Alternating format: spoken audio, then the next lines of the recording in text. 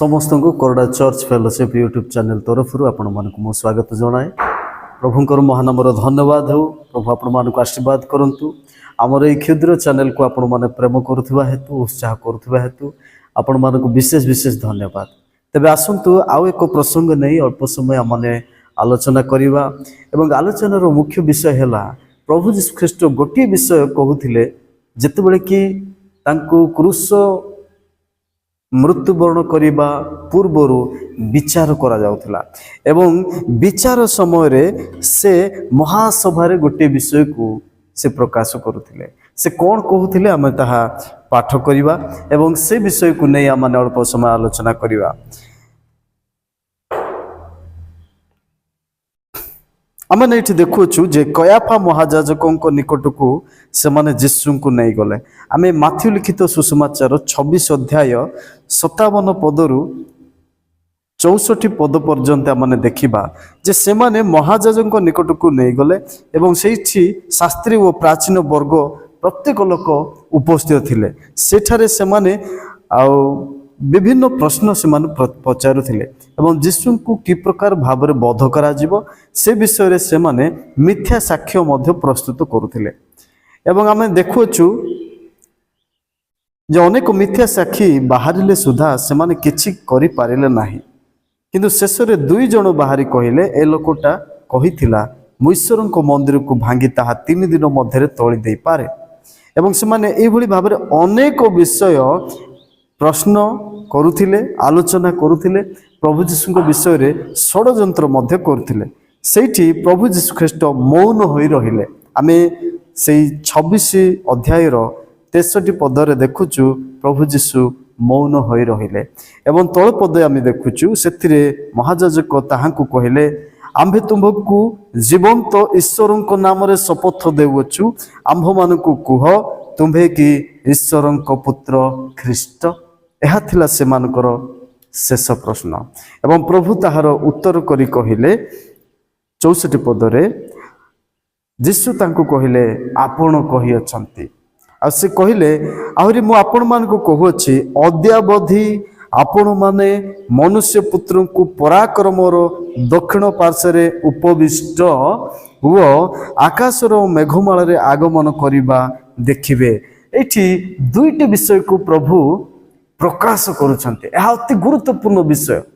प्रथम विषय हैला जे पिता ईश्वरंकर दक्षिण पार्श्वरे स्वर्गर परमेश्वर स्वर्गर सिंहासनर दक्षिण पार्श्वरे उपवेशन करिबा देखिबे मनुष्य पुत्र को अर्थात प्रभु जीशु ख्रीष्ट जे क्रूसरे हत हैला उतारे पुनरुत्थित हेबे एवं पुनरुत्थित हैला उतारे 40 दिन पृथ्वी रे रहिबा परे से स्वर्ग को आरोहण करिवे।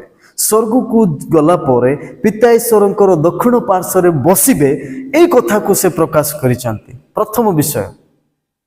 एवं द्वितीय विषय जे से आउ थरे प्रभु जीशु ख्रीष्ट मेघमाल रे आसीबे एई कथा मध्य कहिसंती। किंतु आमे प्रथम विषय आज आलोचना करिबा पिता ईश्वरंकर दक्षिण पार्श्वरे प्रभु जीशु ख्रीष्ट उपवेशन करिवे ताहा से विचार स्थान रे से प्रकाश करिसंती। आमने केतोटी पद देखिबा जहा द्वारा कि आमे स्पष्ट हे जिबा पिता ईश्वरंकर दक्षिण पार्श्वरे पराक्रमर दक्षिण पार्श्वरे प्रभु जीशु उपवेशन करिसंती। आमे प्रथमे देखिबा मार्क लिखित सुसमाचार 16 अध्याय 19 पदरे जे सेठी ईश्वरंकर दक्षिण पार्श्वरे प्रभु जीशु ख्रीष्ट बसिले बोली लिखा जायछि। एवं आउ गोटे पद जहा कि दाऊद प्रकाश करंती जे आमे से अंश पाठ करिबा प्रेरित 2 अध्याय 34 पद। आमने एई स्थान रे देखुछु जे दाऊद निजर प्रभु को से कहउचंती। दाऊद केबे स्वर्ग को जाई नाहंती किंतु से स्वर्गर परमेश्वर आपना परमेश्वरंकर विषय ए प्रकार कहंती। आमे 34 पद देखिबा प्रेरित 2 रो लिखा जाए कारण दाऊद स्वर्गारोहण करी नाथिले किंतु से निजे कहंती प्रभु मोहर प्रभु को कहिले आम्भे जे पर्यंत तुम्भर शत्रु मानकु तुम्भर पादपीठ करी नाहु से पर्यंत आम्भर दक्षिण रे बसी थाओ स्वर्गर परमेश्वर प्रभु यीशु ख्रीष्ट को यही कथा कहते ताहा दाऊद प्रकाश करुचंती। गीत संहिता 68:18 एवं 110:1 से प्रकाश करुचंती। प्रिय बापा माँ भाई भौणी माने स्वर्गर परमेश्वर दक्षिण पार्श्व से जे बसिबे एहा से प्रकाश करुचंती। प्रिय माने एथिरे आमाने जानि पारुछु जे आमाने प्रभु यीशु ख्रीष्ट दक्षिण पार्श्व से उपवेशन करियछंती। आउ गोटे विषय देखुछु प्रेरित 7 अध्याय 55 पदरे जो समय कि स्टीफान को पत्थर मरा जाउछि प्रभु यीशु को निमंते और से तांकर साक्ष्य देवा निमंते सुसमाचार निमंते प्रथम रे जे प्रभु को पाई साक्षम रही से हेले स्टीफान। तांकु जेतेबेले मरा जाउछि से देखुचंती स्वर्ग उन्मुक्त हेबार आउ से देखुचंती प्रभु यीशु ख्रीष्ट पिता ईश्वर दक्षिण पार्श्व उपवेशन करथिबार। आमाने आउ गोटे पद देखिबा जे रोमियो 8 अध्याय तार 34 पद एठी मध्य आमाने देखुछु स्पष्ट भाव रे लिखा जाय अछि ख्रीष्ट यीशु तो मृत्यु भोग कले बरं से उत्थापित हेले से ईश्वर को दक्षिण पार्श्व अछंती से मध्य आम्भमानक निमंते निवेदन करुअछंती। प्रिय माने एठी मध्य आमे देखुछु ख्रीष्ट यीशु मृत्युवरण कले एवं पुनरुत्थित हेले एवं स्वर्ग रे गृहीत हेले एवं पिता को आम्भ निमंते निवेदन करुचंती जे आम्मानकर मन परिवर्तन केबे। प्रिय माने प्रभुंकर द्वितीय आगमन विलंब हेबार मुख्य कारण प्रभु आमानकु सुजोग देउचंती। अनेक लोक आज सुसमाचार पाई नाहांती, अनेक लोक मन परिवर्तन करी फेरी आसीबार अछि। एथिपाई आमानकर प्रभु द्वितीय थर आगमन करिबा विलंब करिथांती।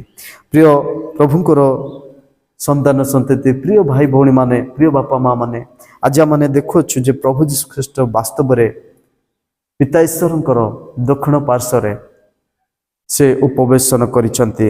जदि आमने एफिसियो पुस्तक रे मध्य देखिबा 1 अध्याय तार 21 पदरे प्रभुंकर दास पाउल मध्य एहा उल्लेख करंती। 21 पदरे से कहंती से समस्त उपरे ताहांकु उन्नत कराई स्वर्ग रे अपना दक्षिण पार्श्व रे उपवेशन कराइले। पिता ईश्वरंकर धन्यवाद हो जी प्रभु यीशु ख्रीष्ट को प्रत्येक मनुष्य निमंते से क्रूस रे बलिष्ठ कले एवं समाधिस्थ कले पुणी तृतीय दिन रे से उत्थापित कले एवं स्वर्ग रे आपणार दक्षिण पार्श्व से बसाइले। एई कथा को पाउल मध्य उपस्थापन करुचंती। प्रिय भाई भौणी माने आमाने एफिसियो मंडली को जो कथा पाउल कहंती सेम कथा से कलसियो मंडली को मध्य से प्रकाश करंती।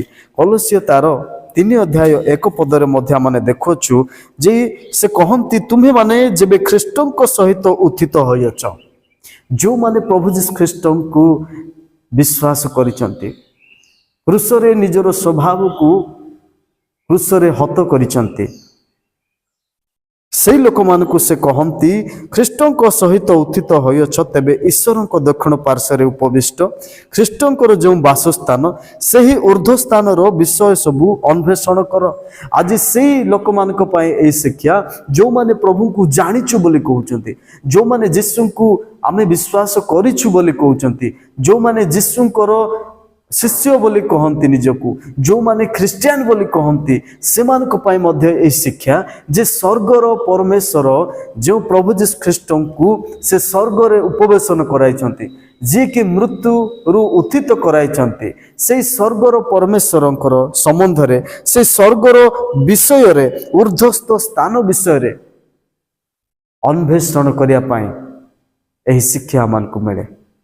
प्रिय भाई भौणी माने एवरी पुस्तकर लेखक मध्य एहाकू आमानक ठारे स्पष्ट कराइचंती जे आमानकर परमेश्वर आ से पुनरुत्थित एवं स्वर्गारोहण कले एवं पराक्रमर दक्षिण पार्श्व से उपवेशन करिसंती। 3 पदरे आमाने पढ़िबा एवरी 1 अध्याय 3 से ताहांको महिमार प्रभा ओ ताहांको तत्पर प्रतिमूर्ति से अपना शक्तियुक्त वाक्य द्वारा समस्त विषय धारण करंती पुणी पाप मार्जना कला उतारे ओ ঊର୍ଦ୍ଧ୍ୱସ୍ଥ ମହାମହିମଙ୍କ ଦକ୍ଷିଣ ପାର୍ଶ୍ୱରେ ଉପବେଶନ କରିଅଛନ୍ତି। ପ୍ରଭୁଙ୍କ ମହାନାମର ଧନ୍ୟବାଦ ହେଉ। ଏହି ସ୍ଥାନରେ ମଧ୍ୟ ସ୍ପଷ୍ଟ କରୁଛନ୍ତି ଯେ ସେ ପାପ ମାର୍ଜନା କଲା ଉତ୍ତାରେ ସମସ୍ତଙ୍କର ପାପର ବଳିକୁ ସେ ପ୍ରାୟଶ୍ଚିତ ରୂପେ ନିଜକୁ ଉତ୍ସର୍ଗ କରିବା ପରେ ମହାମହିମଙ୍କ ଦକ୍ଷିଣ ପାର୍ଶ୍ୱରେ ଉପବେଶନ କରିଅଛନ୍ତି। ଅନେକ ତଥ୍ୟ ଅନେକ ପ୍ରମାଣ ବାଇବଲରେ ଅଛି। ପ୍ରଭୁ ଯୀଶୁ ଖ୍ରୀଷ୍ଟ ମୃତ୍ୟୁରୁ ଉତ୍ଥିତ ପରେ ସ୍ୱର୍ଗରେ ଉପବେଶନ କରିବା ବିଷୟ। ଆମମାନେ ଆଉ ଗୋଟିଏ ଦୁଇଟା ବିଷୟ ଦେଖିବା। ଏବ୍ରୀ ତାର 10 ଅଧ୍ୟାୟ 12 ପଦରେ ମଧ୍ୟ ଆମମାନେ ଦେଖିପାରୁଛୁ, ମାତ୍ର ସେ ପାପ ନିମନ୍ତେ କେବଳ ଏକ ବଳି ଉତ୍ସର୍ଗ କଲା ଉତ୍ତାରେ ଈଶ୍ୱରଙ୍କ ଦକ୍ଷିଣ ପାର୍ଶ୍ୱରେ ଚିରକାଳ ପାଇଁ ଉପବେଶନ କଲେ। ଚିରକାଳ ପାଇଁ ସେ ଉପବେଶନ କଲେ, କାରଣ ସ୍ୱର୍ଗ ତାଙ୍କର, ସ୍ୱର୍ଗ ସବୁବେଳେ ତାଙ୍କର ଅଟେ। ସେ ସ୍ୱର୍ଗରୁ ଅବତରଣ କରିଥିଲେ ଆମମାନଙ୍କର ନିମନ୍ତେ, ଆମେ ଯେପରି ପାପରୁ ଉଦ୍ଧାର ପାଇବା, ତେଣୁ ସେ ପାପ ନିମନ୍ତେ ବଳି ଉତ୍ସର୍ଗ ହେବା ପାଇଁ, ନିଜକୁ ବଳିକୃତ କରିବା ପାଇଁ ସେ ଜଗତକୁ ଆସିଲେ ଏବଂ ସେ କ୍ରୁଶରେ ମୃତ୍ୟୁବରଣ କଲା ଉତ୍ତାରେ ପୁନରୁତ୍ଥିତ ହେଲେ ଏବଂ ସ୍ୱର୍ଗରେ ସେ ଗୃହୀତ ହେଲେ। ତେଣୁ ଏଠି ଲେଖାଯାଏ ସେ ବଳି ଉତ୍ସର୍ଗ କଲା ଉତ୍ତାରେ ଈଶ୍ୱରଙ୍କ ଦକ୍ଷିଣ ପାର୍ଶ୍ୱରେ ଚିରକାଳ ପାଇଁ ଉପବେଶନ କଲେ। ପ୍ରିୟ ଭାଇ ଭଉଣୀ ମାନେ, ଏକ ସତ୍ୟ ବିଷୟକୁ ଆମେ ଏଠି ଆଲୋଚନା କରୁଛୁ। ଆମେ 12 ଅଧ୍ୟାୟର 2 ପଦ ଏବ୍ରୀ ପୁସ୍ତକରୁ ପାଠ କରିବା। ସେଠି ଆମେ ଦେଖୁଛୁ ଯେ ସେ ଆପଣା ସମ୍ମୁଖସ୍ଥ ଆନନ୍ଦ ନିମନ୍ତେ ଅପମାନ ତୁଚ୍ଛ ଜ୍ଞାନ କରି ଧୈର୍ଯ୍ୟ ସହ କ୍ରୁଶୀୟ ମୃତ୍ୟୁ ଭୋଗ କଲେ।